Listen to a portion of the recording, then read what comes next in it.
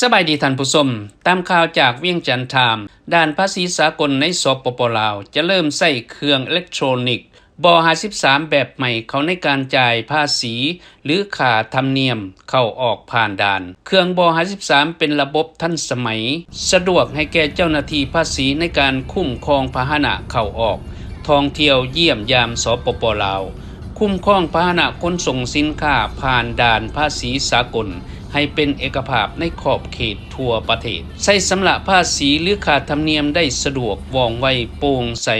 สอดคล้องถูกต้องตามระเบียบกฎหมายที่กำหนดไว้เป็นการหันการคุ้มครองรายรับเข้าสู่ระบบทันสมัยในแขนงภาษีเพื่อหลีกเลี่ยงจ่ายเงินสดผ่านด่านเข้าออกเบื้องต้นได้ติดตั้งอยู่ด่านภาษีสากลขัวมิตรภาพ1ด่านสากลนี้มีผู้โดยสารเดินทางเข้าออกแต่ละวันประมาณ700กว่าคนพาหนะประเภทรถบรรทุกประมาณ500คันต่อวันการเดินทางขาออกของผู้โดยสาร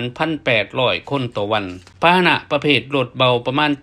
782คันต่อวันถ้าเป็นวันพักรัฐบาลหรือมื้อที่มีเทศกาลต่างๆปริมาณผู้โดยสารหรือรถส่วนตัวแม่นเพิ่มขึ้นหลายเท่า